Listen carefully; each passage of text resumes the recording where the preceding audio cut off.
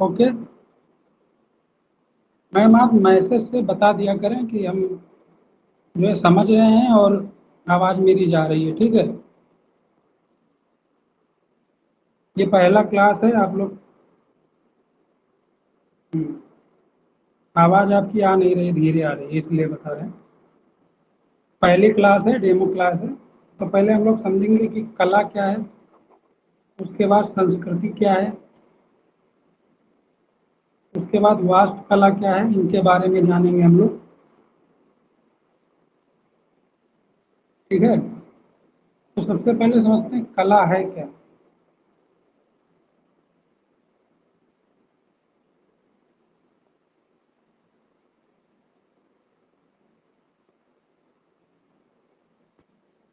कला क्या है?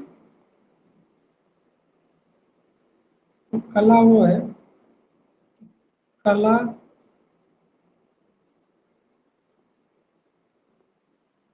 समाज में, आप लोग लिखते रहिएगा साथ में पेन कॉपी लेके, ठीक है।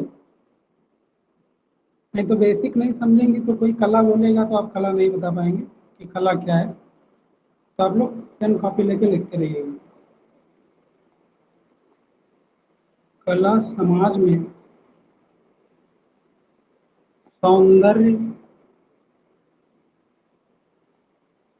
और लिखावट में अगर कोई दिक्कत आ रही है तो आप बता दीजिए, करिए मतलब सर ये बता दीजिए नहीं समझ में आ रहा है, ठीक है। सौंदर्य और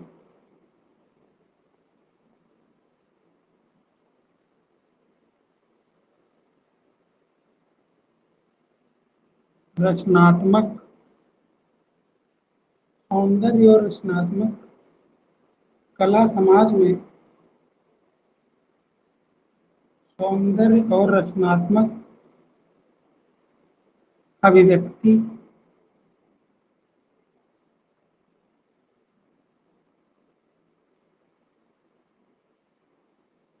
अभिव्यक्ति का रूप है। अब व्यक्ति का रूप कैसे हुआ ये, कि कला के माध्यम से जो हमारे विचार होते हैं, विचारों को हम उसको व्यक्त करते हैं। जैसे मेरे दिमाग में आया कोई चीज़ कि कोई मूर्ति कैसे बनेगी, तो पहले विचार आएंगे मेरे मन में, उसके बाद उसको एक चित्रकला या संगीत या नृत्य या मूर्त कला या साहित्य के माध्यम से, मतलब किसी न किसी माध्यम से उसको हम लोग व्यक्त करेंगे, आप बोल के। तो कला वो होती है जिससे हम लोग सौंदर्य और रचनात्मक अभिव्यक्ति करते हैं। जैसे सिंधु घाटी सभ्यता में मूर्तियां मिली तो हमको पता चला कि इनका अभिव्यक्ति क्या था, इनका समाज क्या था, इनकी संस्कृति कैसी थी। कला से संस्कृति के बारे में भी पता चलता है कि संस्कृति वहाँ की कैसी है, किस धर्म का, मतलब कौन से धर्म के लोग इस संस्कृति में रह रहे थे, इस सभ्यता में रह रहे थे। कला के माध्यम से हमको अनेक अनेक चीजों का पता चलता है कि कला क्या है। कला के माध्यम से हमको कई प्रकार की चीजों का पता चलता है, ठीक है। कि वहाँ के लोग कैसे हैं, समाज कैसा है, वहाँ का धार्मिक जीवन क्या रहा होगा, व्यापार क्या रहा होगा। तो कला, जैसे सिक्कों का अगर निर्माण होता है तो कला के माध्यम से ही होएगा। तो कला वही है जो हम समाज में सौंदर्य और रचनात्मक अभिव्यक्ति का रूप है। लिख लिया? जी सर। लिख लिए होंगे। पॉइंट दूसरा इसमें लिखते हैं कला में,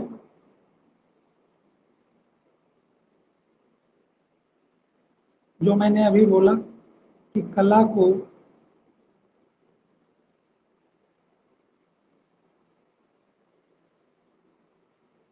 विभिन्न कला को विभिन्न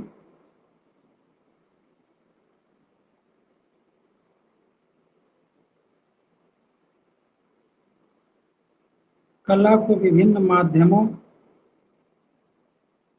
से व्यक्त किया जा सकता है। कला को विभिन्न माध्यमों से व्यक्त किया जा सकता है।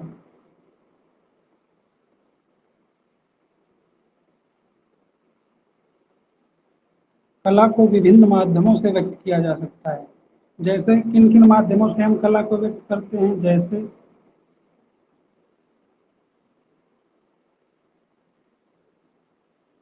जैसे चित्रकला,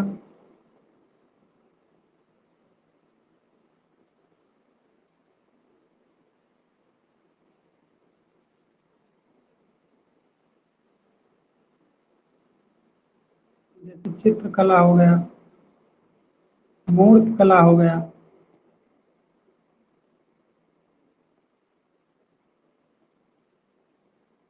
चित्रकला, मूर्त कला, संगीत के माध्यम से,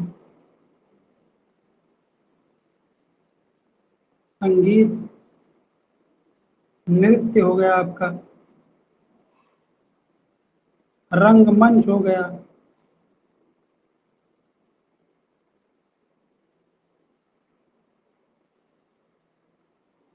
साहित्य हो गया।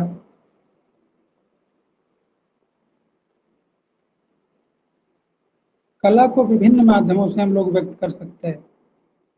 जैसे चित्रकला है, मूर्त कला है, संगीत है, नृत्य है, रंगमंच है, आदि आदि रूपों में हम लोग कला के रूप को व्यक्त करते हैं। मैंने यह समझाया कि पहले विचार आएंगे, विचारों के माध्यम से हमारे अंदर कलाओं का निर्माण होगा। वो कला फिर अभिव्यक्ति के माध्यम से चित्रकला का रूप लेगी, साहित्य का रूप लेगी, नृत्य का रूप लेगी। रंगमंच पे जो स्टेजेस पे चीजें होती हैं वही रंगमंच होता है। साहित्य, हम कुछ ग्रंथ लिखेंगे तो उसके माध्यम से हमको उस संस्कृति के बारे में, वहाँ की सभ्यता के बारे में, रहन सहन के बारे में, धार्मिक जीवन के बारे में आदि चीजों का पता चल जाएगा। ठीक है, लिख लिया?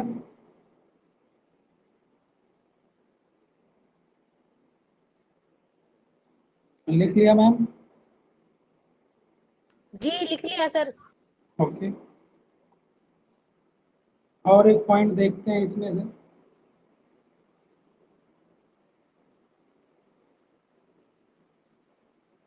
कला समाज के कला समाज के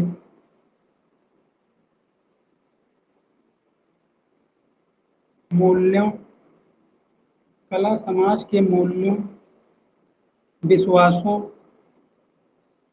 वही जो मैंने अभी बताया आपको, विश्वासों यहाँ मतलब होगा पूजा पद्धति, किस भगवान को मानते हैं, किस प्रकार से आपका रहन सहन है। विश्वासों और इतिहास को भी व्यक्त करता है। इतिहास को भी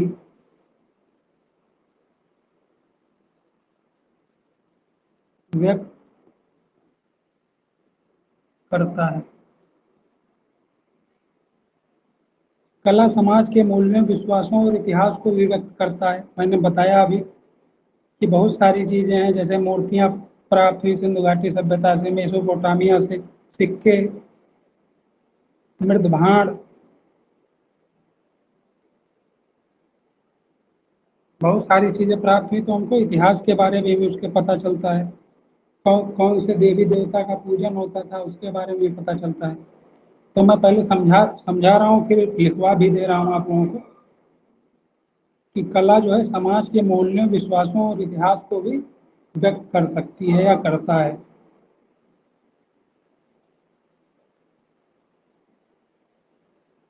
ओके, एक पॉइंट और देखते हैं इसमें। कला क्या है? कला क्या है मैं देखते हैं। कला की व्यापकता,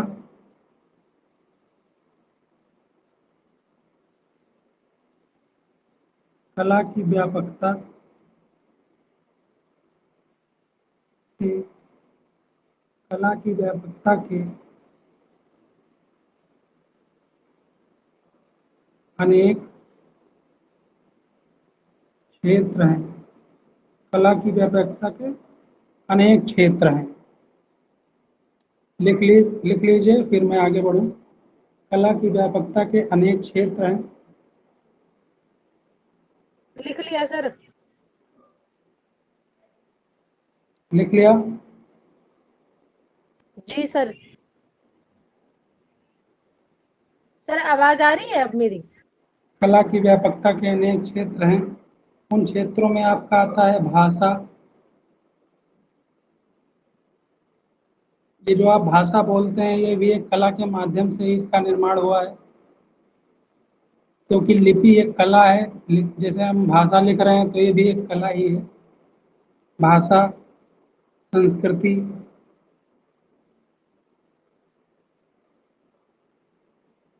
भाषा, संस्कृति, इतिहास, भाषा, संस्कृति, इतिहास, साहित्य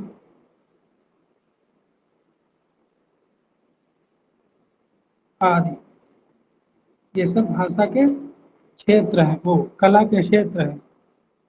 संस्कृति में ही कला का, जब संस्कृतियाँ बसती हैं, जब संस्कृतियाँ आती हैं, तभी कला का विकास होता है। कला से इतिहास, साहित्य, भाषा आदि का भी विकास होता है। किसी भी संस्कृति में, देखिए किसी भी संस्कृति में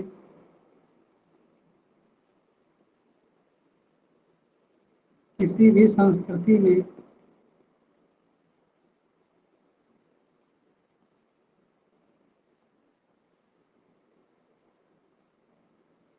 कला, किसी भी संस्कृति में कला अलंकरण एवं शोभा का कार्य करती है। अलंकरण, अब अलंकरण मतलब होता है सजाना। किसी संस्कृति, जैसे है हमारी, इस समय संस्कृति हमारी चल रही है, सभ्यताएं हैं, तो इसमें जो कलाएं हैं वो अलंकरण, शोभा का काम करती हैं। किस प्रकार कि हम किस प्रकार रहते हैं, हमारे पास क्या क्या चीज़ें उपलब्ध हैं, इंटरनेट है, लैपटॉप है, प्लेन है। चित्रकलाओं में ऐसे बहुत सी सारी कलाएं हैं।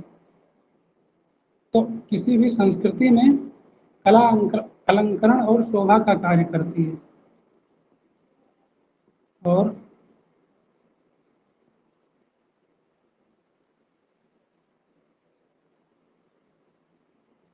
शोभा का कार्य करती है।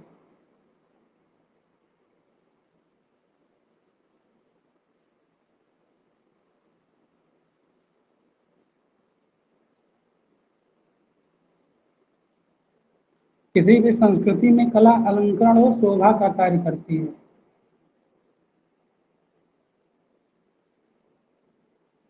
लिख लिया। लिख लिया। जी सर।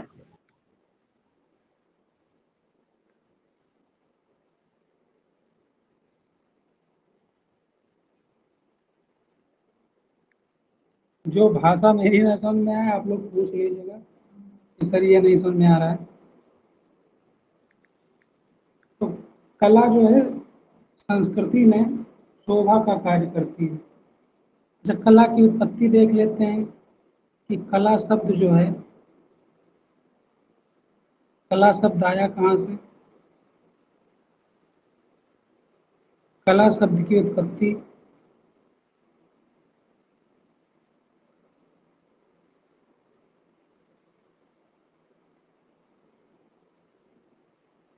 संस्कृत के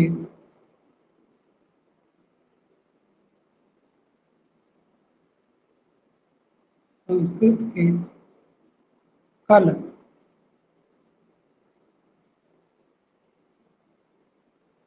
कल शब्द से हुआ है।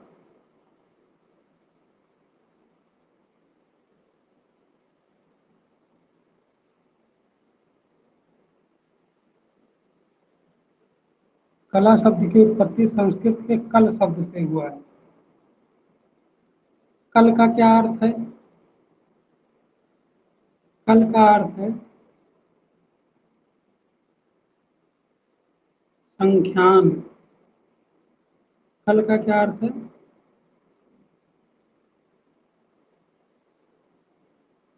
संख्यान। संख्यान का अर्थ होता है, इधर लिखते हैं, संख्यान क्या होता है? स्पष्ट, स्पष्ट रूप से प्रकट करना।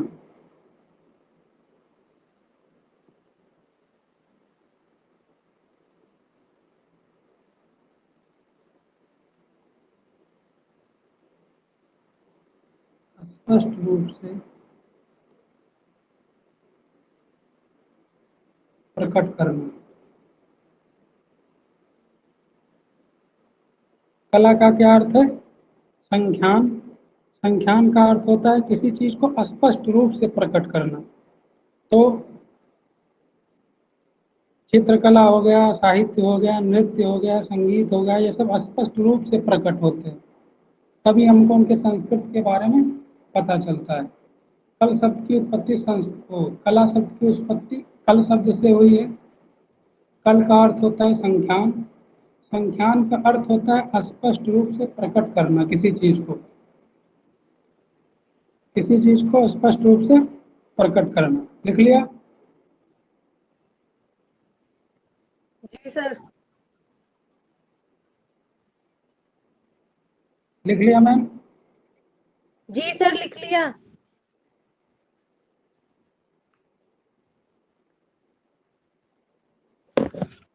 तो अतः हम कला को परिभाषित कर सकते हैं। वैसे कला को परिभाषित नहीं किया जा सकता, लेकिन कला को शाब्दिक अर्थ में थोड़ा परिभाषित करते हैं। तो अतः हम कह सकते हैं कि अतः अतः हम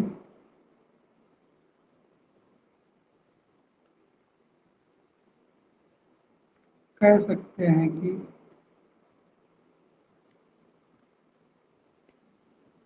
अतः हम कह सकते हैं कि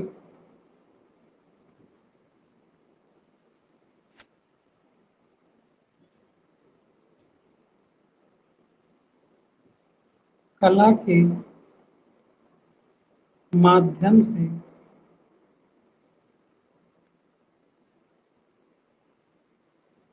कला के माध्यम से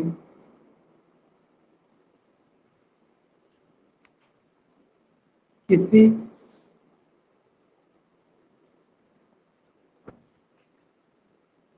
संस्कृति या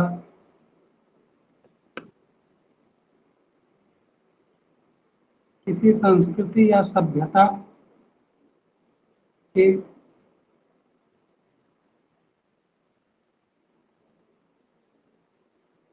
साहित्यिक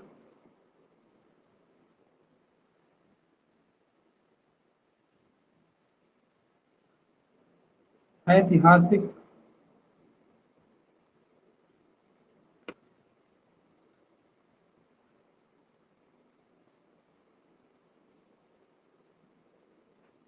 धार्मिक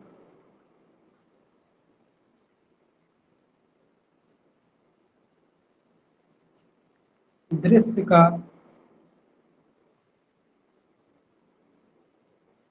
अतः हम कह सकते हैं कि कला के माध्यम से किसी संस्कृति या सभ्यता के साहित्यिक, ऐतिहासिक, धार्मिक दृश्य का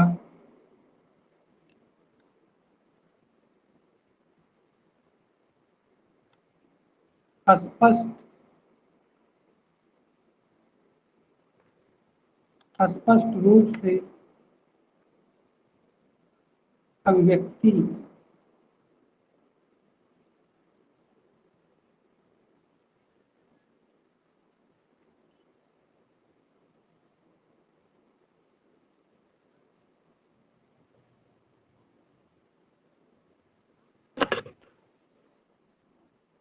सर अभिव्यक्त अभिव्यक्ति लिखा है। हुआ है। कला के माध्यम से किसी अभिव्यक्ति प्रकट करते हैं, लिख लीजिएगा, अभिव्यक्ति प्रकट करते हैं। अतः हम कह सकते हैं कि कला के माध्यम से किसी संस्कृति या सभ्यता के साहित्यिक, ऐतिहासिक, धार्मिक दृश्य का स्पष्ट रूप से अभिव्यक्ति प्रकट कर सकते हैं। ये प्रकट कर सकते हैं लिख लीजिएगा बीच में। ओके। अतः हम कह सकते हैं कि कला के माध्यम से किसी संस्कृति या सभ्यता के साहित्यिक, ऐतिहासिक, धार्मिक दृश्य का स्पष्ट रूप से अभिव्यक्ति प्रकट कर सकते हैं। लिख लिया मैम?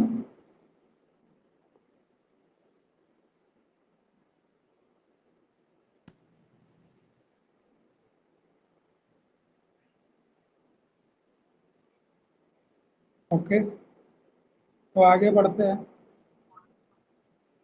कला देखते हैं कितने प्रकार का होता है। कला का वर्गीकरण भी करते हैं। कला का वर्गीकरण में देख लेते हैं।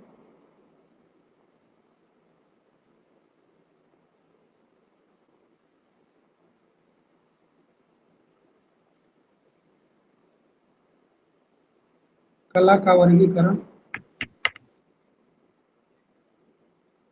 मंडे ट्यूसडे आपकी क्लासेस होती है आर्ट एंड कल्चर की, मतलब इंडियन आर्ट एंड आर्किटेक्ट की। और वेडनेसडे सैटरडे 1 बजे से क्लास होगी आपकी एंशियंट हिस्ट्री, प्राचीन भारतीय इतिहास जो पढ़ाता हूँ, जानते ही हैं। ठीक है, ये पहली क्लास है, ये ध्यान रखिएगा। हम केवल परिचय पढ़ रहे हैं कि कला क्या है, संस्कृति क्या है, सभ्यता क्या है, तो अभी कला में ही हम लोग हैं। कला का वर्गीकरण करते हैं कि कला कितने प्रकार के होते हैं। तो नंबर 1 हम लोग देखते हैं दृश्य कला।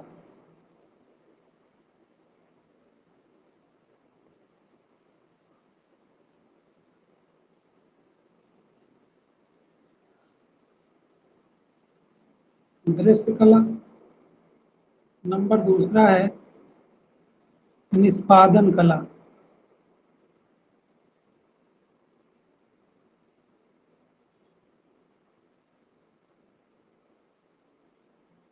नंबर दूसरा है आपका निष्पादन कला।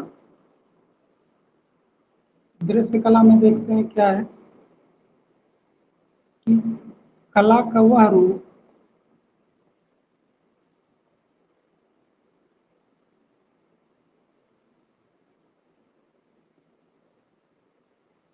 कला का वह रूप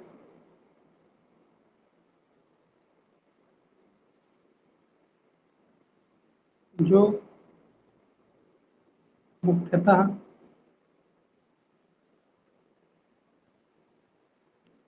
कला का वह रूप जो मुख्यतः दृश्य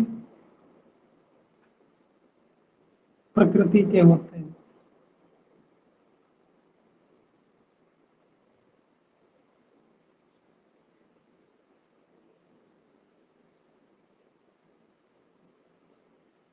कला का वह रूप जो मुख्यतः दृश्य प्रकृति के होते हैं, मतलब दिखाई देते हैं आंखों से, वो आपके कौन से हैं, दृश्य कला के अंतर्गत आएंगे। लिख लें, फिर बताएं कौन कौन सी कलाएं हैं जो दृश्य कला के अंतर्गत आती हैं, जिनको हम लोग अपनी आंखों से देखते हैं। लिखिए, फिर बताते हैं। दृश्य कला, कला का वह रूप है जो मुख्यतः दृश्य प्रकृति के होते हैं, मतलब दिखाई देते हैं। लिखिए मैम।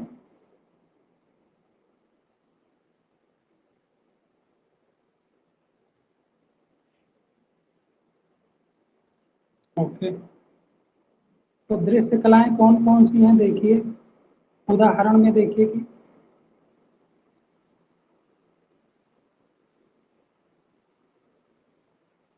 दृश्य कलाएं कौन कौन सी हैं। जैसे हो गया आपका वास्तुकला,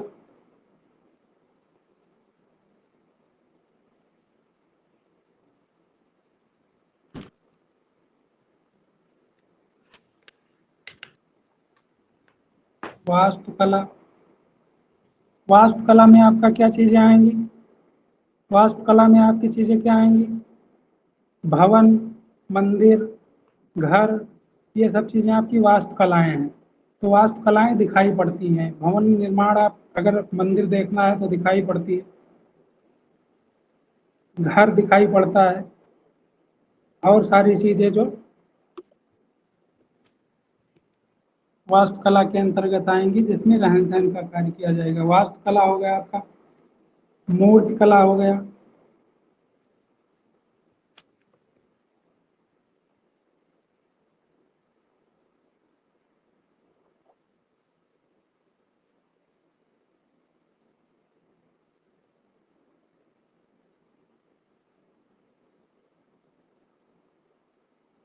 मूर्ति कला हो गया, चित्रकला हो गया,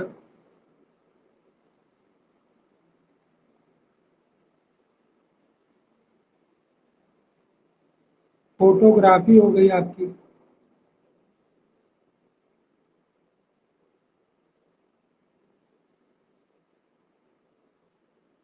वीडियोग्राफी,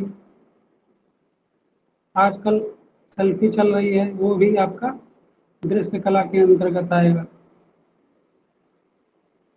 क्योंकि हम अपनी सेल्फी खुद देख सकते हैं। वीडियोग्राफी हो गई इत्यादि। ये सब किसके अंतर्गत आएंगे? बोलिए, ये सब किस कला के अंतर्गत आएंगे?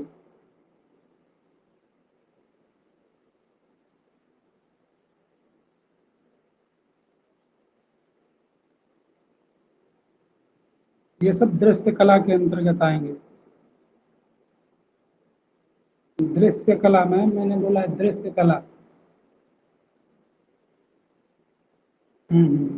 हाँ हाँ मैम, वस्तु और सब चीजें, हाँ हाँ, पोशाक पहनावा,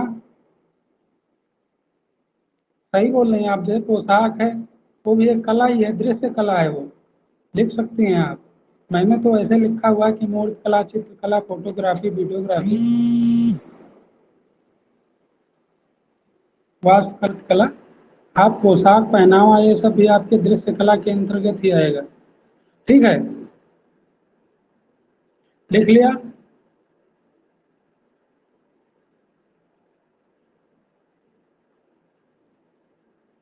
लिख लिया मैम?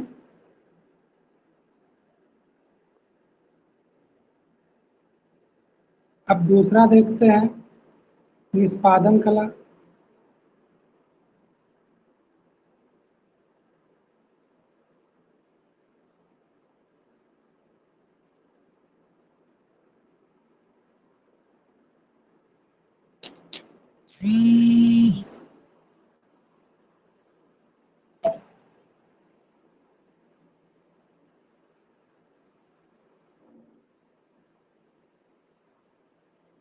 और निष्पादन का क्या अर्थ होता है? आवाज मेरी जा रही है आप लोगों तक? निष्पादन का अर्थ होता है प्रदर्शित करना किसी चीज को।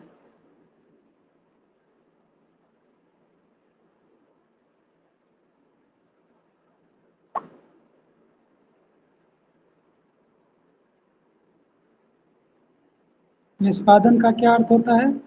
प्रदर्शित करना। तो इसमें हम देखते हैं कला का वह रूप,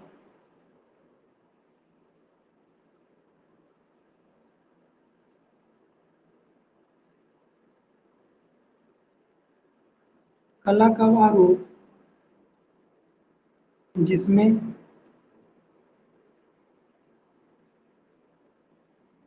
कलाकार, कला का वह रूप जिसमें कलाकार अपने शरीर, अपने शरीर, मुखमंडल,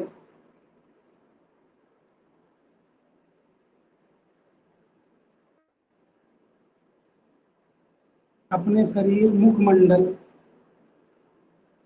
भाव,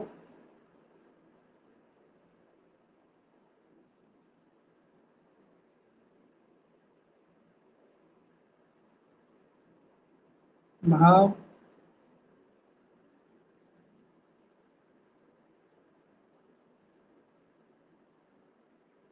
आदि का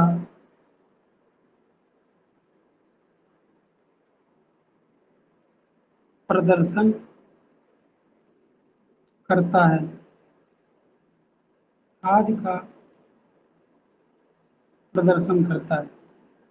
निष्पादन कला क्या है? जिस निष्पादन का अर्थ प्रदर्शित करना या प्रकट करना होता है। तो कला का वह रूप जिसमें कलाकार अपने शरीर, मुखमंडल द्वारा या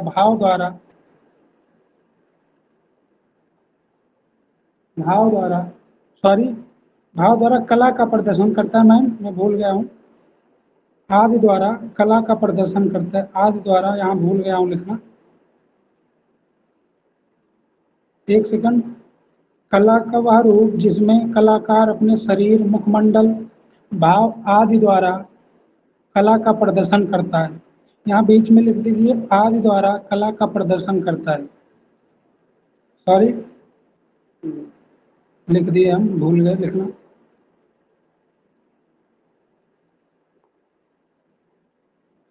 बीच में लिख दीजिएगा कि कला का वह रूप जिसमें कलाकार अपने शरीर, मुखमंडल, भाव आदि द्वारा कला का प्रदर्शन करता है। लिख दिए हैं मैम? हाँ, बीच में लिख दीजिएगा, भूल गया हूँ लिखना। कि कला का वह रूप जिसमें कलाकार अपने शरीर, मुखमंडल, भाव आदि द्वारा कला का प्रदर्शन करता है। द्वारा कला का प्रदर्शन करता है, लिखिए।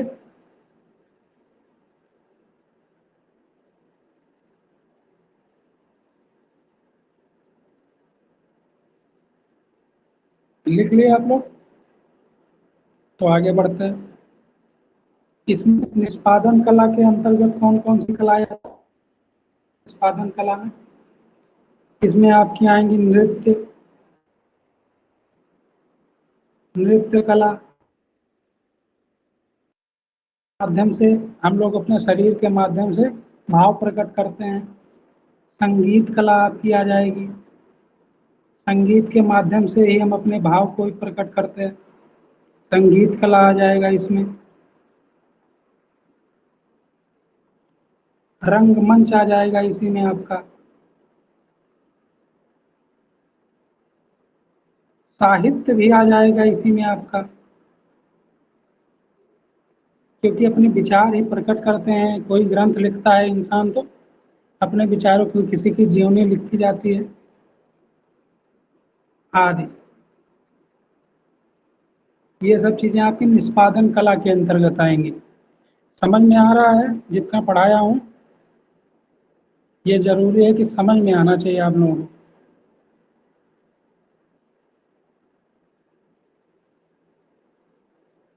जो पढ़ा रहा हूँ वो समझ में आ रहा है मैम?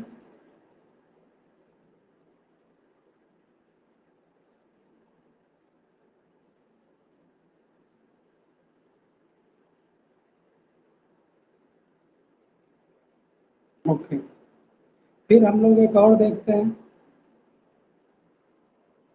तीसरा देख लेते हैं, साहित्यिक कलाएं जो होती हैं।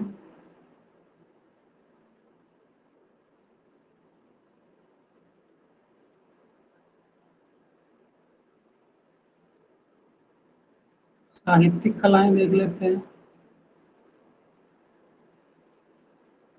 कम पढ़िए लेकिन समझ में आए वो चीजें पढ़िए। तो भाषा, इसमें लिखते हैं भाषा और भाषा और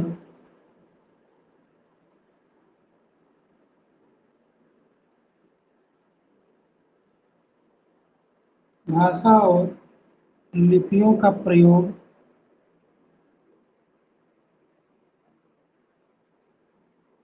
भाषा और लिपियों का प्रयोग, भाषा और लिपियों का प्रयोग कर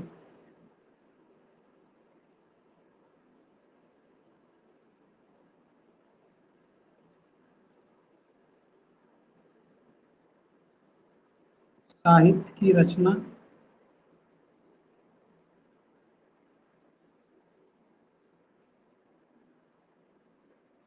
साहित्य की रचना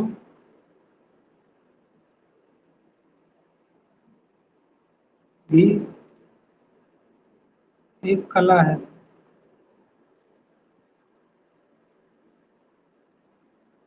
मैंने शुरू में ही बताया कि लिपि, हम जो लिख रहे हैं जो चीजें, ये भी कला के माध्यम से ही आई हैं। इनका जन्म भी कला के माध्यम से हुआ है। जैसे हम साहित्यिक कला लिख रहे हैं तो ये लिपि है। सा जैसे लिखा हुआ है, हा लिखा हुआ है, तो ये सब लिपि के माध्यम से ही लिखी गई हैं। तो ये कला ही है एक प्रकार की। तो भाषा और लिपियों का प्रयोग कर साहित्य की रचना भी एक कला है। लिख लिया?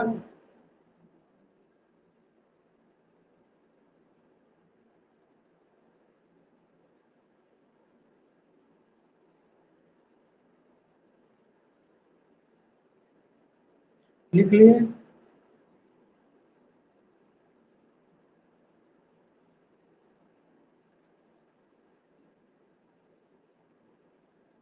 कला है तो साहित्यिक कला में जो है, साहित्यिक कला में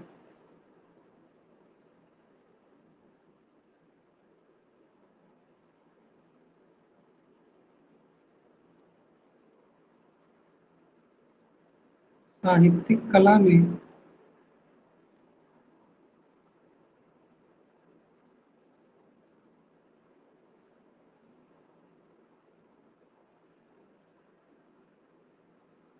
भाषा और लिपि पर, भाषा और लिपि पर विशेष बल दिया जाता है।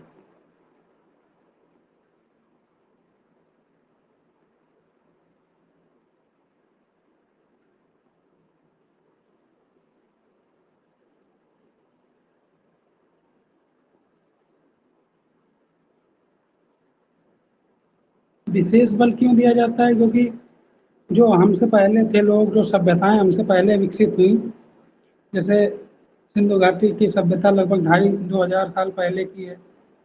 उसके बाद वैदिक सभ्यताएं आई, आर्य आए, पांड्य आए, मौर्य आए, महाजनपद काल आया, बहुत सारे सभ्यताएं, बहुत सारी संस्कृतियां आई। तो पहले क्या था कि चित्र लिपि कैसा था? चित्रात्मक लिपि थी। चित्र के माध्यम से, जैसे का ज्ञान नहीं था उनको, आ का ज्ञान नहीं था उनको, उनको आ लिखने के लिए कोई चित्र बनाना पड़ता होगा, नाम लिखने के लिए कुछ, जैसे उनको कला लिखना है तो चित्र के माध्यम से ही प्रदर्शित करते थे। तो इसीलिए साहित्यिक कला में लिपियों और भाषा पे विशेष बल दिया जाता है कि हम सही प्रकार से थोड़े कम समय में चीज़ों को समझ सकें, उसको अभिव्यक्त कर सकें, लोगों के सामने अपने विचारों को कम समय में। चित्र हमको बनाना होता तो को कले लिखने में 10 मिनट लग जाए, चित्र बनाना है।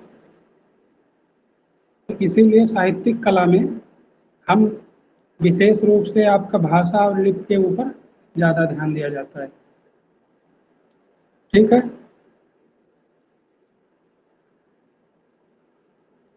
कला कितने हैं मैंने आपको बताया। दृश्य कलाएं हैं, निष्पादन कलाएं हैं, साहित्यिक कलाएं हैं।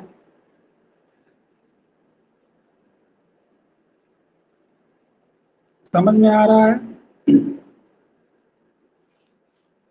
ओके। टाइम क्या हो रहा है मैम? टाइम नहीं देखा मैंने।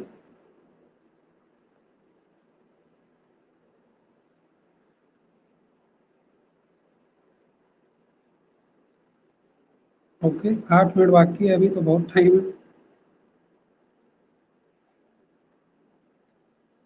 तो कला क्या है ये आप लोगों ने देखा। संस्कृति चालू करेंगे तो इस क्लास में ख़त्म नहीं होगी, इसीलिए उसके लिए हम लोग कल क्लास लेंगे कि संस्कृति के बारे में पढ़ेंगे। आप जो पढ़े हैं उसको हम वर्बली हम आप लोगों को बोले दे रहे हैं कि कला क्या है। ठीक है? क्योंकि टाइम नहीं है तो समझ लेते हैं एक बार कि क्या है चीज़ें। जैसे मैंने बताया, कला आप लोगों को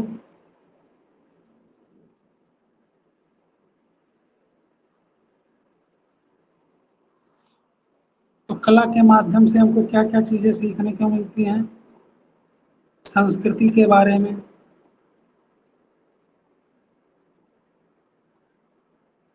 संस्कृति के बारे में,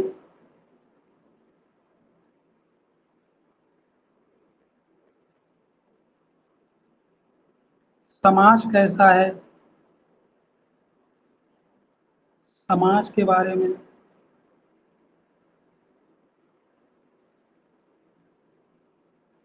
लिपि कैसी है, उनकी लिपियों के बारे में।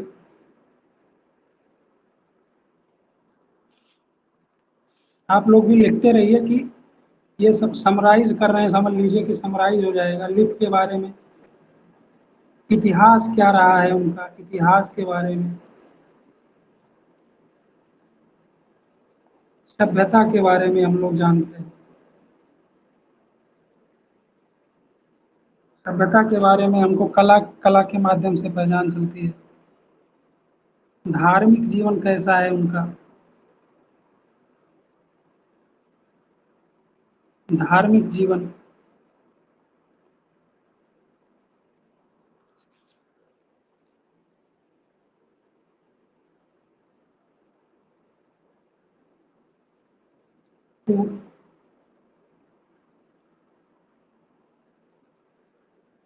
कला के माध्यम से संस्कृत के बारे में, समाज के बारे में, इतिहास के बारे में, सभ्यता के बारे में, धार्मिक जीवन के बारे में, लिप के बारे में, उनके रहन सहन के बारे में, रहन सहन भी पता चलता है कि किस प्रकार के लोग रहते होंगे यहाँ, किस धर्म के लोग रहते होंगे। फिर हमको क्या पता चलता है, वाणिज्य व्यापार कैसा है उनका, वाणिज्य व्यापार, इन सब चीजों के बारे में हमको कला से पता चलता है। अब कैसे जो है संस्कृत के बारे में कैसे पता चलेगा हमको, जैसे मान लीजिए कि कोई एक मूर्ति बनाई गई, वो किस प्रकार का पोशाक धारण किए हुए है, और कोई मूर्ति बनी हुई है तो किस प्रकार का विचार प्रकट कर रही है, तो उस संस्कृति का विचार हमको पता चलेगा कि यहाँ के लोग किस प्रकार के सोचते थे, किस प्रकार का रहते थे। वास्तुकला के बारे में, वास्तुकला, वास्तुकला के बारे में, समाज के बारे में हमको पता चलता है उनके कि समाज कैसा था। अगर मान लीजिए जैसे देवी की प्रतिमा मिली है सिंधु घाटी सभ्यता में, तो हमको पता चलता है कि यहाँ मात्र सत्तात्मक समाज था। वहाँ पुरुष जो है राजा नहीं बनते थे, जो घर की बड़ी बुजुर्ग महिलाएं होती थी। मात्र सत्तात्मक, सत्ता का ही अर्थ होता है कि वहाँ का राजकाज जो होता था वो महिलाओं के नाम पे चलता था, स्त्रियों के नाम पे चलता था। तो इस हमको समाज के बारे में पता चलता है कि खुला समाज था, अच्छे विचार थे, मॉडर्निटी था। फिर हमको वास्तुकला से क्या पता चलता है कि सिंधु घाटी सभ्यता, जैसे उदाहरण के लिए हमारे यहाँ सबसे बड़ी सभ्यता वही हुई है, इसीलिए मैं बार बार उसका जिक्र कर रहा हूँ। सिंधु घाटी सभ्यता जैसे हुआ तो हमको वास्तुकला के बारे में, बड़ी बड़ी इमारतों के बारे में, सड़कों के बारे में, और बहुत सारे वहाँ क्या नाम है अन्नागार मिले, इन सब के बारे में पता चलता है। तो वास्तुकला के बारे में, लिपि कैसा था उनका, तो चित्रात्मक लिपि थी, क्योंकि उनके कॉइन्स पे जो सिक्के थे, मुद्राएं थी, उस पर चित्रात्मक लिपि अंकित हुई थी। तो इस प्रकार लिपि के बारे में पता चलता है। रहन सहन बता ही दिया। धार्मिक जीवन कैसा, तो पशुपतनाथ की मूर्ति मिली है, तब प्रकृति की देवी की मूर्ति मिली है, तो हमको पता चलता है कि वो किस धर्म के रहे होंगे, हिंदू हैं, मुस्लिम हैं, सिख हैं, ईसाई हैं, जो भी हैं। तो पशुपतनाथ की मूर्ति मिली तो हमको उनके कला के माध्यम से क्या पता चला कि उनका धार्मिक जीवन कैसा है। अब वाणिज्य व्यापार, कॉइन मिले तो हमको क्या पता चला कि यहाँ वस्तु विनिमय प्रणाली नहीं था। वस्तु विनिमय प्रणाली होता है कि जैसे मैंने आपको कोई वस्तु दी तो आप उसके बदले हमको दूसरा वस्तु दें, ये होता है वस्तु विनिमय प्रणाली, वस्तु के बदले वस्तु। तो वहाँ हमको जब मुद्राएं मिली, कांस की मुद्राएं मिली, इसलिए उसको कांस युग भी कहते हैं। तांबे की तांबा युग भी कहा जाता है, तांबे दोनों मिला के बनाया जाता है, तांबा ब्रॉन्ज। तो हमको व्यापार के बारे में पता चला। अब कुछ कॉइन्स हमको मेसोपोटामिया में मिले तो हमको पता चला कि भारत की व्यापार वाणिज्य जो है मेसोपोटामिया से चलती थी। सभ्यता कैसी थी ये भी हम बताए। अब इतिहास के बारे में क्या पता चलता है, तो वही जो पुरातत्व साक्ष्य मिले हैं हमको, उसी के माध्यम से तो उनका इतिहास हम लोग आज पढ़ रहे हैं कि सिंधु घाटी सभ्यता नाम की कोई सभ्यता थी, कोई संस्कृति थी आज के 2500 साल पहले। इस प्रकार हम कला के माध्यम से बहुत सारी चीज़ों को कवर करते हैं, उनके विचारों के बारे में, उनकी समाज कैसा था, महिलाओं का क्या स्थान था उनके समाज में, इतिहास कैसा रहा होगा उनका, धार्मिक जीवन कैसा रहा होगा, लिपि कैसी रही होगी, बहुत सारी चीज़ों के बारे में कला के माध्यम से ही पता चलता है हमको। ठीक है, तो कल हम लोग पढ़ेंगे संस्कृति क्या है, संस्कृति किस प्रकार हमारे अंदर व्याप्त है, कि सभ्यताएं खत्म हो जाती हैं लेकिन संस्कृतियां नहीं खत्म होती। ये आपका कथन आता है, यूपीएससी आया है उसमें निबंध जो ऐसे लिखते हैं कि सभ्यताएं खत्म हो जाती हैं लेकिन संस्कृतियां नहीं खत्म होती। क्यों? तो कल हम इसके बारे में चर्चा करेंगे कि संस्कृति और सभ्यता, जैसे आपका वो सिंधु घाटी सभ्यता समाप्त हो गया लेकिन उसकी संस्कृति आज भी जीवित है, पूजा पद्धति आज भी जीवित है, वास्तुकला की चीजें आज भी जीवित हैं। तो कल हम उसके बारे में पढ़ेंगे कि संस्कृति क्या है, सभ्यता क्या है। ठीक है, छोटे छोटे टॉपिक हैं, कला थोड़ा बड़ा था इसलिए एक ही क्लास में हो गया। आई होप आप लोग को सही से समझ में आया होगा। जो समझाए हैं एक बार बता दीजिए कि अच्छे से समझ में आ रहा है, हमको भी अच्छा लगेगा कि जो पढ़ाएं वो बच्चों को समझ में आ रहा है।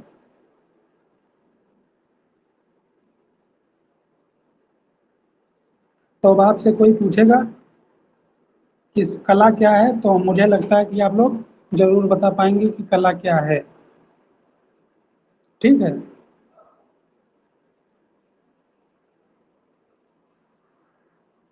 Okay, thank you everyone. अब पीडीएफ हम अपलोड किए दे रहे हैं तुरंत, आप लोग प्लीज उसको चेक कर लीजिएगा क्या क्या चीजें हैं उसमें। ठीक है, ओके, थैंक यू।